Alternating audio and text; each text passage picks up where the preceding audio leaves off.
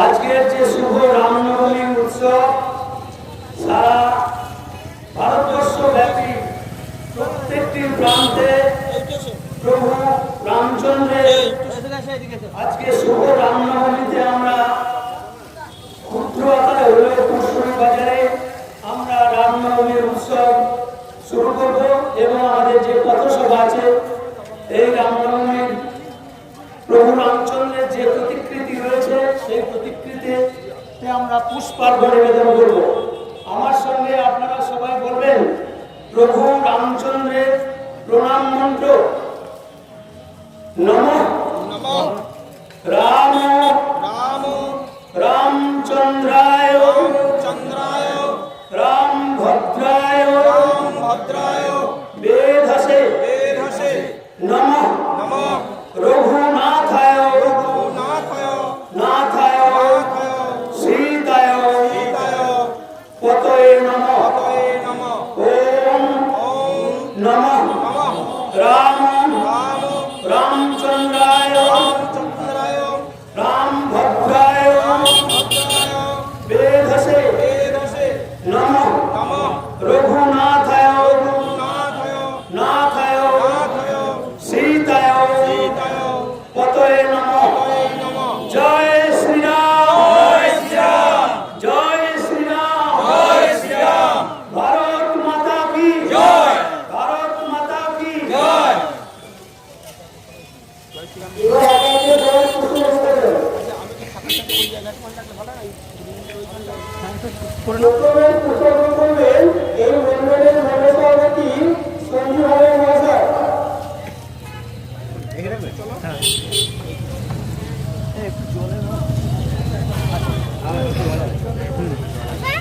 আচ্ছা জুতোটা খুলে আচ্ছা এটা পাবে তো বলতে পারবে ওখানে স্লোগানটা দেন এটা উঠছে হ্যাঁ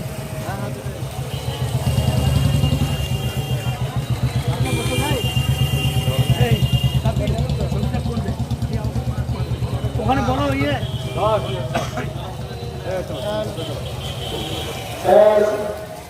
জয় শ্রীরাম জয় শ্রীরাম জয় শ্রীরাম জয় শ্রীরাম জয় শ্রীরাম জয় শ্রীরাম জয় শ্রীরাম জয় শ্রীরাম জয় শ্রীরাম জয় বজরংবলী জয় বজরংবলী জয় বজরংবলী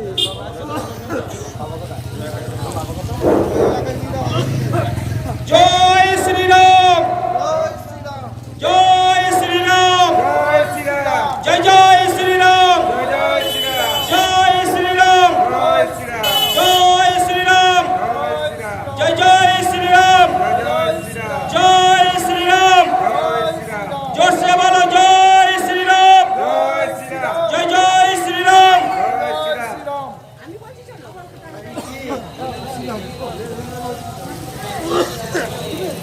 আমরা আজকের যে রামনবমী উপলক্ষে গোটা ভারতবর্ষ ব্যাপী প্রভু রামচন্দ্রকে স্মরণ করছেন, মিছিল মিটিং পথসভা বিভিন্ন ভাবে প্রভু রামচন্দ্রকে আজকে স্মরণ করা হচ্ছে।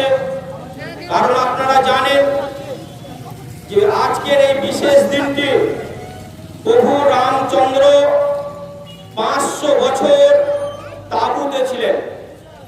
500 বছর পর আজ প্রভু রামচন্দ্র তার নিজের গৃহে প্রবেশ করেছে। আজকে তার জন্য গোটা ভারতবর্ষের প্রতিটি মানুষ আজকের এই দিনটিকে বিশেষভাবে পালন করছে। এবং সবথেকে হাসির বিষয় যে প্রভু রামচন্দ্রকে গালিগালাজ বলে মনে করত জয় শ্রীরামকে, সেই পশ্চিমবাংলার মুখ্যমন্ত্রী মমতা ব্যানার্জিও এবছরে প্রভু রামচন্দ্রকে স্মরণ করার জন্য তিনি নিজেই জয় শ্রীরাম বলছে। এটাই হচ্ছে সবথেকে বড় পাওনা। কারণ বিজেপি পারে যে সত্যকে কিভাবে জব্দ করে নিয়ে আসতে হয় আর কিভাবে প্রভু রামচন্দ্রকে স্মরণ করাতে হয় সেটা বিজেপি মমতা ব্যানার্জিকে ভালো শিখিয়ে দিয়েছে। তাই প্রত্যেকের কাছে আগ্রহ প্রকাশ করব, প্রভু রামচন্দ্র কোন রাজনৈতিক দলের নেতা নয়। রামচন্দ্র কোনো হিন্দু ধর্মের শুধু নয়, প্রভু রামচন্দ্র হচ্ছেন ভারতবর্ষের একটা আইকন। প্রভু রামচন্দ্র একটা আদর্শ, প্রভু রামচন্দ্র একটা ত্যাগ, প্রভু রামচন্দ্র একটা কর্তব্যবান। প্রভু রামচন্দ্র শিখিয়েছিলেন ভারতবর্ষের কিভাবে সুশাসন প্রতিষ্ঠা করতে হয়। তাই প্রভু রামচন্দ্রের আজ এই বিশেষ দিনে এলাকার সমস্ত শুভবুদ্ধি সম্পন্ন গণতন্ত্র সচেতন মানুষদের বলবো যে আসুন আমরা সকলে মিলে আজকের একটা বিশেষ দিনে আমরা সকলে উপস্থিত হই। এবং আপনারা জানেন আজ পুরসুরি বাজার বন্ধ রয়েছে। তাই কেন বন্ধ রয়েছে না, পুরসুরি বাজারের ব্যবসায়ী মারা গেছেন গদন মণ্ডল। তাই ওনার আত্মার শান্তি কামনা করার জন্য বাজারের ব্যবসায়ীরা ব্যবসা বন্ধ রেখেছে। কিন্তু আমরা আজকের এই বিশেষ দিন যেহেতু পারমিশন করে রেখেছি, আমাদের এই পথসভার কাজ করতে হবে, প্রভু রামচন্দ্রকে স্মরণ করাতে হবে।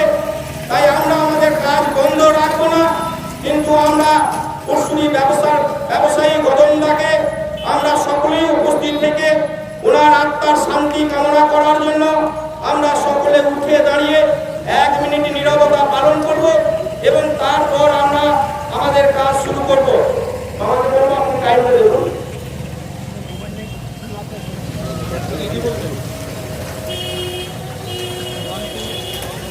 One, two, three.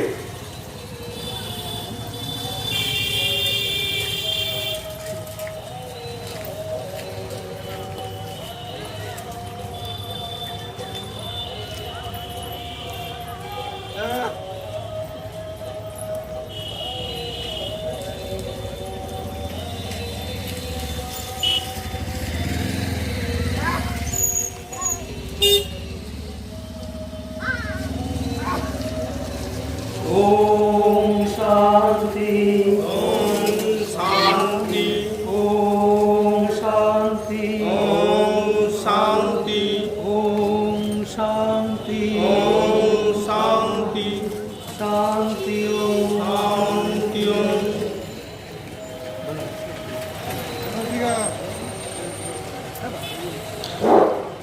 আমরা প্রভু রামচন্দ্রের স্মরণে আজ উনি আমাদের ইষ্ট দেবতা, কারণ আমরা ওনাকে দেবতার আসনে বসিয়েছি। ওনার কাছ থেকে পেয়েছি ত্যাগ কেমন করতে হয়, যেখানে দাঁড়িয়ে সনাতনী হিন্দু ধর্মাবলম্বী মানুষ প্রভু রামচন্দ্র সিংহাসন ত্যাগ করে পিতৃসত্য বজায় রাখার জন্য রাজ সিংহাসন ছেড়ে দিয়ে 14 বৎসর বনবাস করে গিয়েছিলেন। উনি শিখিয়েছিলেন কিভাবে রাজধর্ম পালন করতে হয়, পিতৃসত্য পিতৃকথা রাখতে হয়। উনি শিখিয়েছিলেন কিভাবে সাম্য প্রতিষ্ঠা করা যায়। উনি শিখিয়েছিলেন যে আমরা সবাই সমান এবং রাম রাজত্ব তৈরি করেছিলেন। সেই রাম রাজত্বকালে কারো কোনো অভাব ছিল না, কোনো অভিযোগ ছিল না। তাই উনি আমাদের আদর্শ পুরুষ, সেই মনীষী মহামনীষী আমাদের প্রভু রামচন্দ্রকে আজকের দিনে আমরা পেয়েছি। বিভিন্ন বক্তা তার বক্তব্যের মাধ্যমে আজকের এই সভার ভারতীয় জনতা পার্টি বিজেপির পক্ষ থেকে এই পথসভায় উপস্থিত রয়েছেন আমাদের পূর্বস্থলী উত্তর বিধানসভার যে 1 নম্বর মণ্ডল, সেই 1 নম্বর মণ্ডলের বিভিন্ন কার্যকর্তা। এখানে উপস্থিত আছেন আমাদের মণ্ডলের সহসভাপতি সম্মানীয় দেবপ্রসাদ চৌধুরী মহাশয়। উপস্থিত আছেন আমার মহিলা মোর্চার সভানেত্রী মুন্নি খাতুন। এখানে উপস্থিত আছেন এসসি মোর্চার সভাপতি সম্মানীয় তোতন মাঝি। এখানে উপস্থিত আছেন যুব মোর্চার সভাপতি তাপি মাঝি।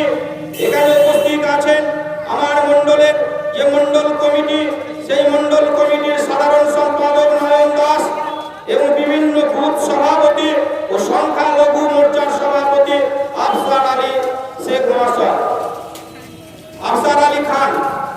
তাই আমি আপনাদের কাছে আগ্রহ প্রকাশ করব, আপনারা একটু মূল্যবান সময়, আমরা জানি প্রত্যেকটা মানুষই কর্মব্যস্ত, তবুও আমরা আমাদের এই কার্যক্রম রেখেছি।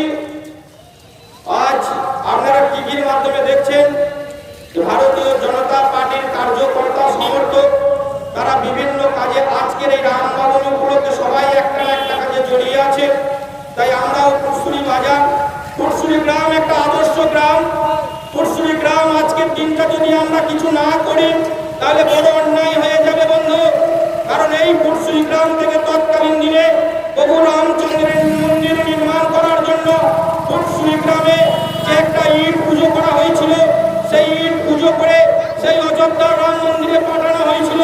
সেই রাম মন্দির প্রতিষ্ঠা করার জন্য পুরসুই থেকে ইট গেছে। তাই আজকের দিনে পুরসুই গ্রাম প্রভু রামচন্দ্র ওই মন্দিরে ইট পাঠাতে সক্ষম হয়েছিল। সিপিএমের দুর্বৃত্তদের বিরুদ্ধে লড়াই করে তৎকালীন দিনের কিছু মানুষ তারা প্রভু রামচন্দ্রের মন্দির নির্মাণ হোক এই জন্য তারা লড়াই করে ইট পুজো করে সেই ইট পাঠিয়েছিল। তাই ইটটা পুজো হয়ে সেখানে মন্দিরের কাজে লেগেছে। তাই যদি আমরা ছোট বড় কিছু না করি তাহলে আজকের দিনটা আমরা বড় নিজেকে নির্বোধ বলে মনে হয়েছে। তাই আমরা আজকের এই সভাটাকে রেখেছি এবং সভায় আমরা এখনই শুরু করছি। সভার প্রথম বক্তা হিসাবে আমাদের সামনে যিনি বক্তব্য রাখবেন, এই এত অঞ্চলের পুরসুরি, বামুনপাড়া ও মামদপুর 2 নম্বর এই যে 3টে পঞ্চায়েত, এই 3টে পঞ্চায়েতের 43টা বুথ, সেই 43টা বুথের পূর্বস্থলী বিধানসভার মধ্যে আমরা অন্তর্ভুক্ত। পূর্বস্থলী উত্তর বিধানসভার আমরা 1 নম্বর মণ্ডল। সেই 1 নম্বর মণ্ডলের আমি মণ্ডল সভাপতি হিসাবে আমি আপনাদের কাছে অনুরোধ করব যে আপনারা অনেক কাজ অনেক সময় আপনাদের আছে ঠিকই, তবু একটু সময় দিন। আমাদের যে সংগ্রাম আন্দোলন আপনারা সকলেই জানেন যে 18 সালের পঞ্চায়েত নির্বাচনে আমরা অত্যাচারিত হয়েছি, 21-এর নির্বাচনে আমরা বহু কিছু অত্যাচারিত হয়েছি, ঘর ছাড়া হয়েছি, 23-এর নির্বাচন আমরা করেছি। এরকম একটা এলাকায়, সন্ত্রাস কবলিত এলাকায় আপনার ঘরের একজন মুসলিম ঘরের মেয়ে তার নিজের জীবনের বহু বাধা বিঘ্ন ঘটিয়েও যেভাবে ভারতীয় জনতা পার্টির আন্দোলনে অংশগ্রহণ করেছেন এবং তার আন্দোলনকে শক্তিশালী করার জন্য প্রতিনিয়ত চেষ্টা চালাচ্ছে, সেই আমাদের ঘরের মেয়ে, ছোট্ট মেয়ে মুন্নি খাতুন, মহিলা মোর্চার মন্ডলের সভানেত্রী, ওনার মূল্যবান বক্তব্য রাখার জন্য আমি ওনাকে অনুরোধ রাখছি।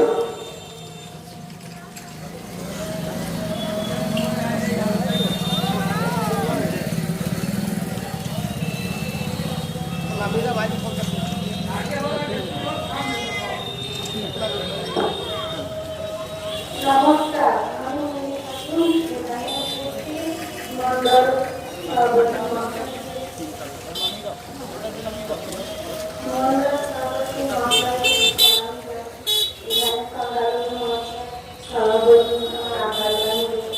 আমার সালাম জানাই।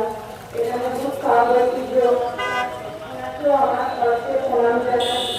সভাপতি মন্ডলের দেবতা চৌধুরী মহাশয়কে আমি প্রণাম জানাই। এখানে উপস্থিত যত আমার কাকিমা, বৌদি, দিদিরা আছেন এবং ঠাকুর দেখতে আছেন, সব সভাপতি কর্মী মহাশয়দেরকে আমি প্রণাম জানাই আমার তরফ থেকে। এখানে আমার কর্তব্য যতদূর পর্যন্ত যাতে বাসিন্দা, কাকিমা, জেঠিমা সকলকে আমি আমার তরফ থেকে প্রণাম জানাই এবং ব্যবসায়ী জেঠু, কাকু, কাকুরা যেখানে আছেন সকলকে আমি আমার তরফ থেকে প্রণাম জানাই।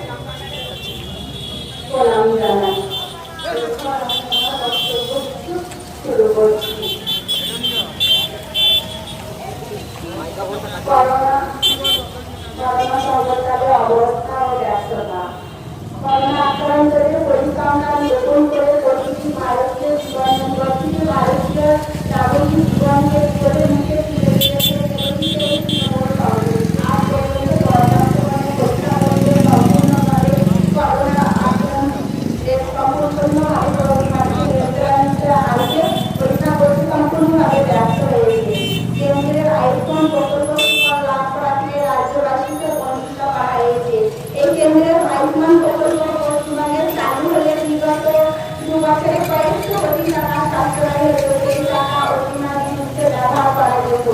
এই রাজনৈতিক স্বাস্থ্যবতী রাজ্য সরকারের সাধারণ মানুষ ভরসা রাখবে কি করে? আমফান সংকটকালে অব্যবস্থা ও ব্যর্থতা। গত 12 বছরে ঘূর্ণিঝড়ের প্রবল ঘূর্ণিঝড়ের বহু আশ্রয়স্থল নষ্ট হয়ে গেছে। মাত্র 993টি আশ্রয়স্থল স্থাপন করেছে রাজ্য। সুন্দরবন পার্কে সংস্কারের জন্য সরকারের সচিব অবগত করা এই রাজনীতি ব্যবহার হয়নি। সর্বগ্রাসী তৃণমূল গ্রামের অর্থ পর্যন্ত তছরূপ করেছে। সর্বদা সর্বত্র যে রাজনৈতিক দল প্রাকৃতিক বিপর্যয়ের সময় সাধারণ মানুষ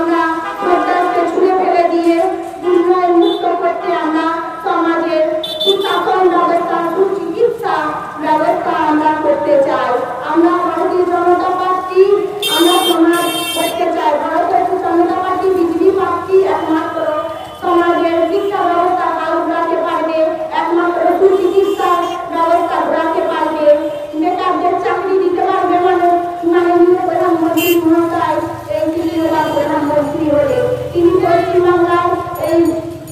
পশ্চিমবাংলার আবার তিনি তৃতীয়বার প্রধানমন্ত্রী হলে এই সব ব্যবস্থাগুলো সব কিছু ঠিকঠাক করতে পারে। একমাত্র জনতা পার্টি পারে, প্রধানমন্ত্রী পারেন সুচিকিৎসা সুব্যবস্থা করতে, বেকারদের চাকরি দিতে, পরিচয় শ্রমিকদের ভাইদের কলকারখানা করতে পারেন। একমাত্র ভারতীয় জনতা পার্টিকে আপনারা জনতারা সকলেই আপনারা একবার ভেবে দেখুন। যদি একবার বিজেপিকে আপনারা সকল মুসলমান হিন্দু সকল জাতির কাকু জেঠু দাদা ভাই বোনেদেরকে আমি একটু আপনাদেরকে রিকোয়েস্ট করতে চাই, আপনারা একবার বুঝুন যে দেখুন ভাবুন, যদি 34 বছর সিপিএমকে দেখেছেন, 12-13 বছর ভারত বাহিনী তৃণমূলকে দেখলেন, কিভাবে সমাজকে তুফান করে দিল, একবারে নোংরা করে দিল। আমরা এতটুকুই সকালে আমরা পুরোটাই বম বারুদের সুযোগ উপর দাঁড়িয়ে আছি। পশ্চিমবাংলায় আমাদের কাছে অলিতে গলিতে 10টা করে বম নিতে হয়। সেই বম বাচ্চারা খেলতে গেলে বম ভেঙে সেই বাচ্চারা 5টা 6টা 7টা করে বাচ্চা আহত হয়ে যায়, মারা যায়। তাহলে বলুন আমরা পুরোটাই অসুরক্ষার উপরে দাঁড়িয়ে আছি। এইরকম দূষণমুক্ত আমরা সরকারকে ছুঁড়ে ফেলে দিতে চাই আপনাদের মাধ্যমে। আপনারা যদি পারেন ভারতীয় জনতা পার্টি বিজেপিকে ভোট দিয়ে একটা সুস্থ সমাজ সোনার বাংলা করতে, বিকশিত ভারত করতে আপনারাই পারেন। আপনারা সকল সময় দেখেছেন, সকল পার্টিকে তো দেখলেন, একবার বিজেপি পার্টিকে বিশ্বাস করে দেখুন না। দেখুন কি সুন্দর সুস্থ সোনার বাংলা করে আমাদের মাননীয় প্রধানমন্ত্রী মহাশয়, উনি করোনার কালে 5 করে করোনার সময় টাকা দিয়েছিলেন, 0 অ্যাকাউন্টকে 3 করে গ্যাস ফ্রি দিয়েছিলেন এবং 3.5 বছর থেকে 4 বছর এখন তাকে 80 কোটি মানুষকে ফ্রি রেশন কার্ডের চাল আটা গম পাচ্ছেন। দেখুন এর আগেও তো অনেক সরকার ছিলেন, দেখেছিলেন টাকা দিয়ে আমরা রেশনের মাল কিনতাম। আগামী আরো 5 বছর আমাদেরকে রেশনের মাল প্রধানমন্ত্রী মহাশয় ফ্রি করে দিয়েছেন। তাহলে ভাবুন এখানে আমাদের প্রধানমন্ত্রী এমন জনদরদী সমাজসেবী প্রধানমন্ত্রী আজ আমরা দেখিনি এরকম। এই জনদরদী প্রধানমন্ত্রী পারেন এইভাবে আমাদের দূষণমুক্ত সন্ত্রাসমুক্ত করতে আমাদের সমাজকে। আপনারা ভারতীয় জনতা পার্টিকে একবার বিশ্বাস করে ভোট দিন। আপনারা ভোট দিয়ে জয়যুক্ত করুন। আপনারা জয়যুক্ত করলে সমাজের সুহাল ব্যবস্থা ঘটবে। এই রাত্রে আমি আমার বক্তব্য আপনাদেরকে জিজ্ঞেস করছি, বারবার একটা বিজেপি পার্টিকে বিশ্বাস করে দেখুন, সুস্থ সোনার বাংলা বলুন, বিকশিত ভারত বলুন। সকল সময় সব সময় প্রধানমন্ত্রী বলেছেন যে কথা যে আমার গ্যারান্টি এই কাজটা হবে, সত্যিই হয়েছি, মোদির গ্যারান্টি এটা। মোদি সবসময় বলেছেন সব কিছুই সুব্যবস্থা হয়েছে যদি ভারতীয় জনতা পার্টিকে ভোট দিয়ে বিজেপি পার্টি সরকার করেন। তাহলে আপনারাই বিবেচনা করে দেখুন এবং ভোট দিয়ে জয়যুক্ত করুন। এইভাবে আমার বক্তব্য শেষ করছি এবং যাতায়াতের কাজে প্রণাম জানাচ্ছি। নিজেদেরকে মাফ করবেন। এটা আমার বক্তব্য।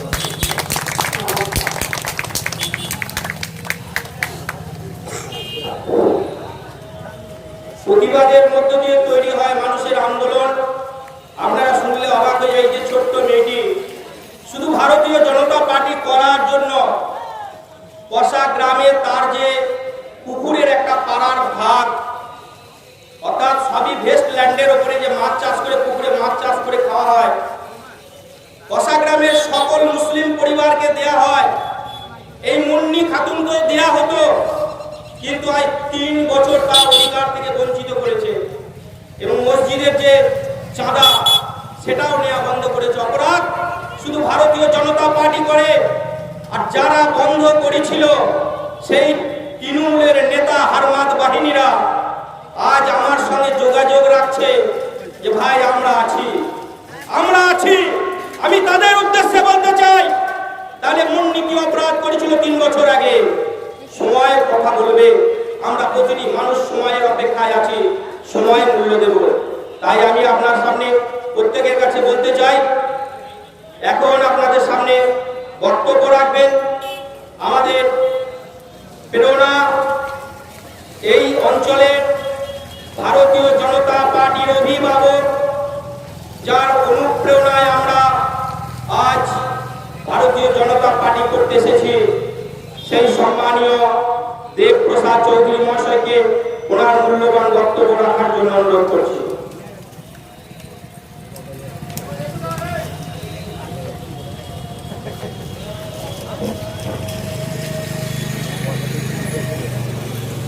কচ্ছল পূরিত লোচন ভারে নটু যুগ শোভিত মুক্তার হারে বীণা পুস্তক রঞ্জিত হস্তে ভগবতী ভারতী দেবী।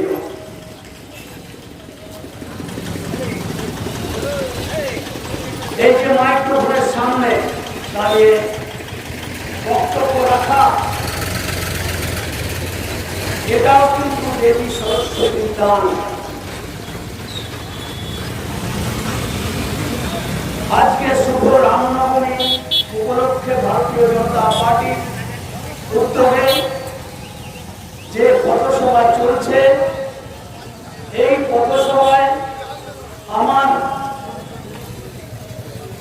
পূর্ববর্তী বক্তা একজন নির্বাচিত প্রতিনিধি ভারতীয় জনতা পার্টি বামুনপাড়া অঞ্চলের পোশা গ্রামে এই যে মন্দির খাতুন বক্তব্য রাখলেন, উনি কিন্তু এই পঞ্চায়েত নির্বাচনে নির্বাচিত প্রতিনিধি, কিন্তু ওনাকে সার্টিফিকেট দেওয়া হয়নি।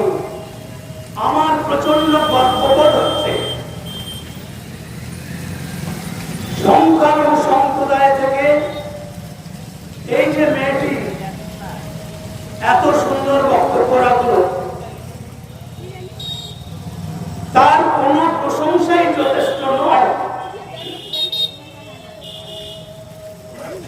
আমার সান্নিধ্যে এসে আমাদের অঞ্চলের পার্শ্ববর্তী গ্রাম বিঘা গ্রামে দীর্ঘদিন মার্ক্সবাদী কমিউনিস্ট পার্টি কর্মী হিসেবে পরিচিত ছিল, কিন্তু আমাদের সঙ্গে সংস্পর্শে আসার পরে তার যে প্রতিভা, ইমান আলী শেখ আমার বাড়িতে প্রথম যেদিন বৈঠকে ভারতীয় জনতা পার্টির বৈঠকে অংশগ্রহণ করে, আমি তার প্রাথমিকভাবে একটা পরীক্ষা নিয়েছিলাম যে তার বাগ্মিতা কেমন ভাবে সে প্রকাশ করে। তো প্রথম দিনই যে ভাষা প্রয়োগ করে ভারতীয় জনতা পার্টির অনুকূলে সংক্ষিপ্ত বক্তব্য রেখেছিল, আমি সেই দিনই ঠিক করে নিয়েছি এই ইমান আলী শেখ একদিন ভারতীয় জনতা পার্টি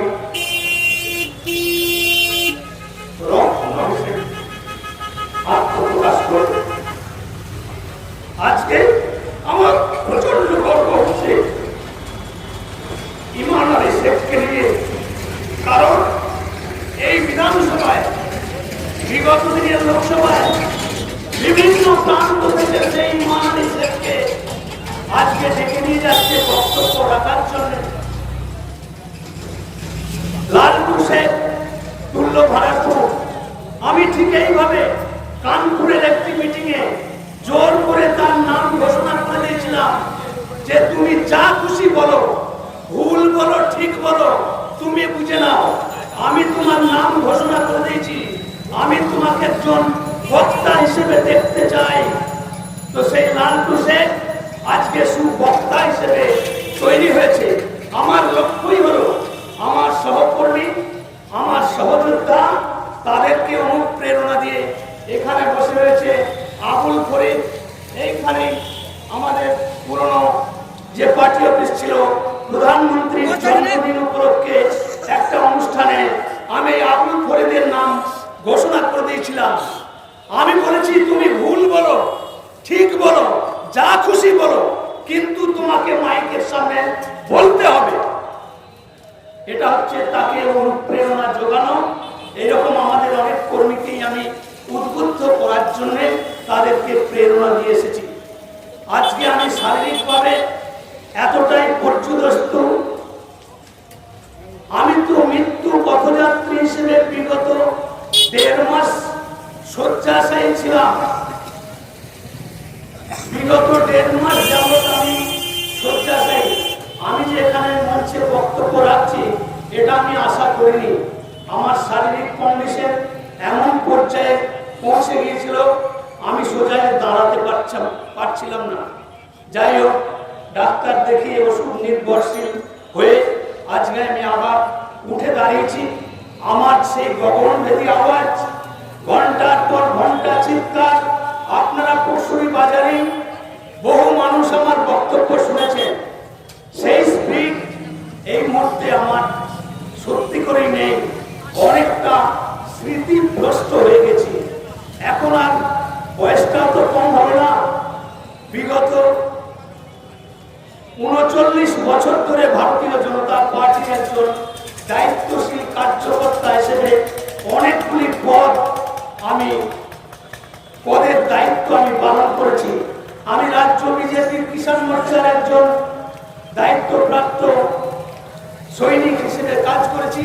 আমাদের পূর্ব বর্ধমান জেলার সহ সভাপতির দায়িত্ব পালন করেছি। পূর্বস্থলে, উত্তরে, দক্ষিণ তার পর্যবেক্ষকের দায়িত্ব সামলিয়েছি। আমি অখণ্ড মণ্ডলের সাধারণ সম্পাদক হিসেবে দীর্ঘ 3 বছর আমি দায়িত্ব পালন করেছি। বহু দায়িত্ব আমি পালন করেছি, কিন্তু আজকে আমার শারীরিক কন্ডিশন এমন একটা জায়গায় পৌঁছে গেছে, আমি জানি না আমি কতটা মানুষকে দিতে পারবো। তো আমি আপনাদেরকে আমার সংক্ষিপ্ত বক্তব্যের মাধ্যমে আমি আজকে শুভ নববর্ষের 3য় দিন, এই নতুন বছরে নতুন আঙ্গিকে আমি আপনাদের কিছু বার্তা দিতে চাই। ভারতীয় জনতা পার্টির মঞ্চে বক্তব্য রাখতে এসে আমার প্রথমেই আমার যেটা করা দরকার সেটা হচ্ছে আমার এই মণ্ডলের সভাপতি মাননীয় সঞ্জীব হাজরা মহাশয় মঞ্চে উপস্থিত আছেন। ওনাকে শ্রদ্ধা নিবেদন করি। বামুনপাড়া পঞ্চায়েতের আরেকজন নির্বাচিত প্রতিনিধি বামুনপাড়া গ্রামেরই নয়ন দাস, ওনাকেও আমি শ্রদ্ধা জানাই। তৎসহ আমার সহযোদ্ধা, বিভিন্ন পদে বুথ সভাপতি, শক্তি কেন্দ্রের প্রমুখ থেকে মহিলা মোর্চার সভানেত্রী, সকলকে যথাযথ জায়গায় তাদেরকে শ্রদ্ধা, অভিনন্দন ও নববর্ষের শুভেচ্ছা জানাই। যান্ত্রিক যোগাযোগ মাধ্যমে আমার কণ্ঠস্বর যতদূর পর্যন্ত পৌঁছাচ্ছে, এতদ অঞ্চলের পার্শ্ববর্তী বাড়ি কর্মরতা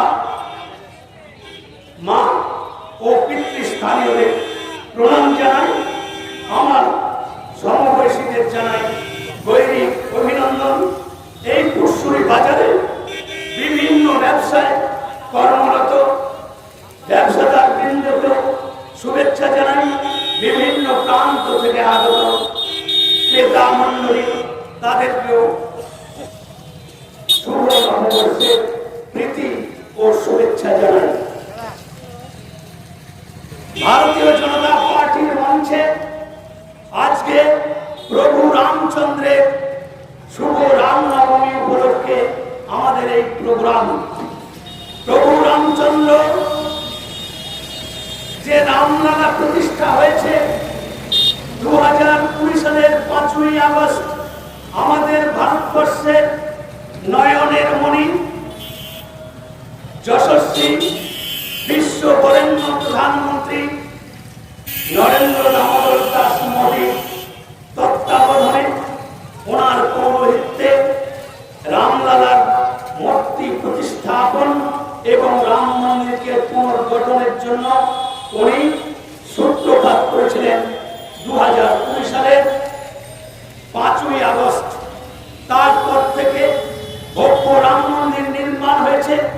সেই ভব্য রাম মন্দিরের বিষয়বস্তু আমরা গত জানুয়ারি মাসে যে আমাদের রামলালার যে ট্রাস্ট সেখান থেকে এবং বিশ্ব হিন্দু পরিষদ রাষ্ট্রীয় স্বয়ংসেবক সংঘের তত্ত্বাবধানে যে নির্দেশিকা এসেছিল গ্রাম চলো অভিযান এবং গ্রামে মানুষের সঙ্গে সম্পর্ক স্থাপনের মাধ্যমে ভব্য রাম মন্দিরের প্রতিকৃতি এবং কি আছে সেই রাম মন্দিরে কতগুলি বিষয় আছে, কিভাবে খরচা হয়েছে আর বর্তমান কি পরিস্থিতি, লিফলেট আকারে সেই পত্রিকা এই কুশুরি গ্রামের প্রতিটি মানুষের বাড়িতে বাড়িতে সেই রাম মন্দিরের ছবি এবং ওই পত্রিকা আমরা মানুষের বাড়ি বাড়ি পৌঁছে দিয়েছি।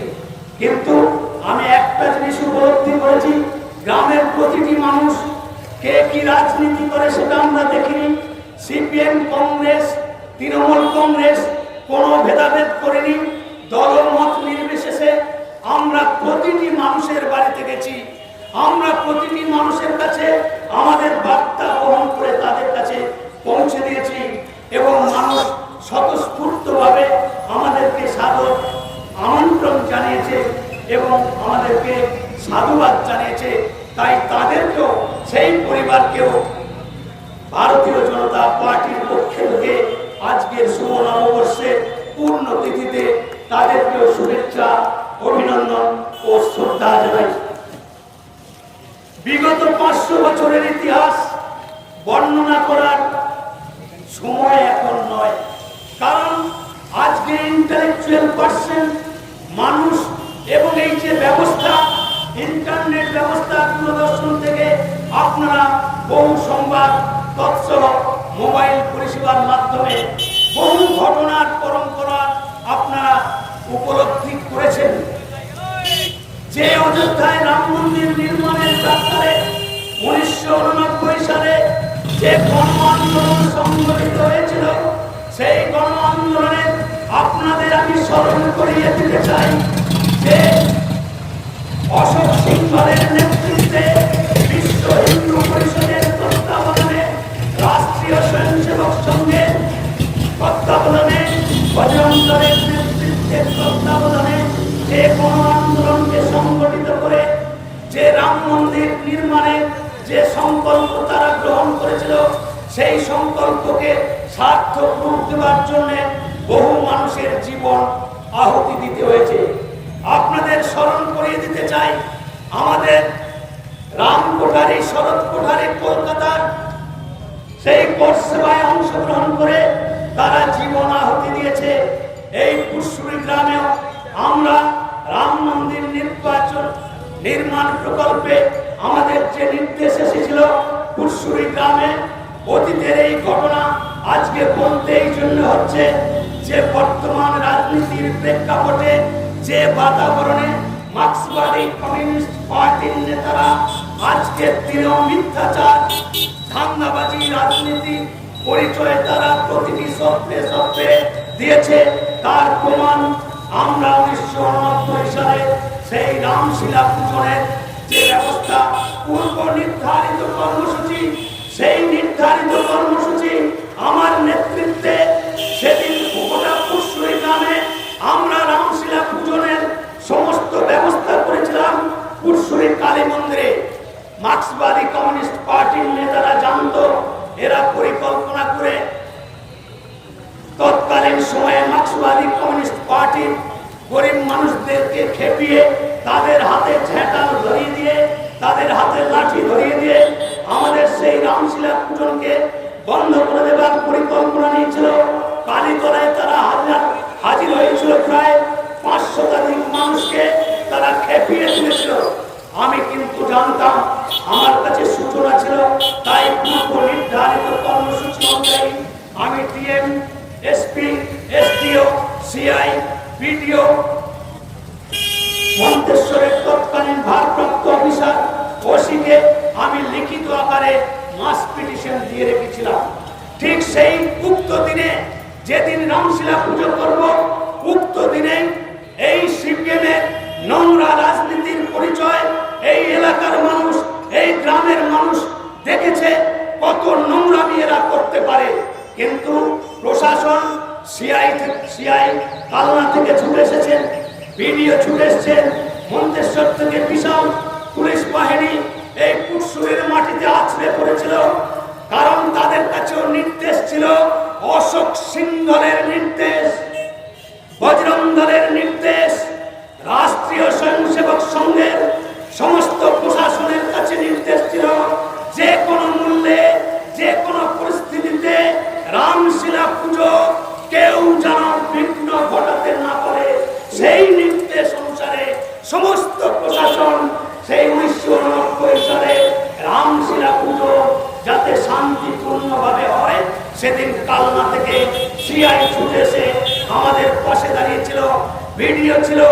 আমরা সেই মিছিল পরিক্রমা করতে করতে পুরসুরি গ্রামের ধুলেপাড়ায় যখন গেছি, তখন তো এত রাস্তাঘাট ভালো ছিল না। সেই কাদার মধ্যে দিয়ে হাজার হাজার মানুষ ঢোল করতাল ঢাক ঢোল বাণী বাজিয়ে সেই মিছিলকে আমরা নিয়ে যাচ্ছিলাম। গ্রাম পরিক্রমা করে যিশু ডাক্তারের বাড়ির কাছ পর্যন্ত যাওয়ার পরিকল্পনা ছিল, কিন্তু এই কালীতলা থেকে সেই সিপিএম এর লোকদেরকে আবার তাড়া দিয়ে সেই ধুলেপাড়ায় গিয়ে আমাদের সেই মিছিল আটকালো। ততক্ষণে ভিডিও চলে এসছে, সিআই চলে এসছে, ওসি চলে এসছে। ওনারা কাজ করে আমাদের সেই মিছিলকে পুরসুরির গোপীনাথ মন্দিরে নিয়ে এসে আমাদের সেই রামশিলা পুজো করতে সম্ভব হয়েছিল। আমি নাম করতে বাধ্য হচ্ছি এই নোংরা নেতাদের। সেই সময়ে মদন মোহন রায় যার নেতৃত্বে এই নোংরা খেলাটা হয়েছিল। কিন্তু দেখুন ভাগ্যের কি পরিহাস, সেই মদন রায়ের দাদা বটকৃষ্ণ রায় হচ্ছে ওই গোপীনাথ মন্দিরের পুরোহিত। ওই পুরোহিত আমাকে বললেন, দেবু তোর রামশিলার পুজো আরে কালী মন্দিরে করতে দেয়নি তো কি হয়েছে? গোপীনাথ মন্দির হচ্ছে কৃষ্ণের মন্দির। সেই কৃষ্ণের মন্দিরে তোরা নিয়ে আয় রামশিলা। রামের পুজো কৃষ্ণের মন্দিরে হবে। প্রশাসনের তত্ত্বাবধানে প্রশাসন পাশে থেকে আমাদের সেদিনের রামশিলা পুজো হয়েছিল পুরসুরি গোপীনাথ বাড়িতে। আমি এই প্রসঙ্গটা কেন বললাম? আমাদের গত 22শে জানুয়ারি যে রামলালার মূর্তি প্রতিস্থাপন অযোধ্যার রাম মন্দিরে হবে, সেই সূচনা গোটা দেশ জুড়ে যে একটা বাতাবরণ ছিল যে রামলালার মূর্তি প্রতিস্থাপনের দিনেও আমাদের প্রতিটি হিন্দু পরিবার সমস্ত মন্দিরকে স্বচ্ছ ভারত অভিযানের মাধ্যমে আমরা পুরসুরি গ্রামে সমস্ত মন্দির আমরা পরিষ্কার পরিচ্ছন্ন করেছি। কিন্তু সেই নোংরা রাজনীতি এই বেঈমান বিশ্বাসঘাতক মার্ক্সবাদী কমিউনিস্ট পার্টির নেতারা তাদের নোংরামির পরিচয় আবার দিয়েছে। এই 22শে জানুয়ারি আমাদের রামলীলা পূজনের জন্য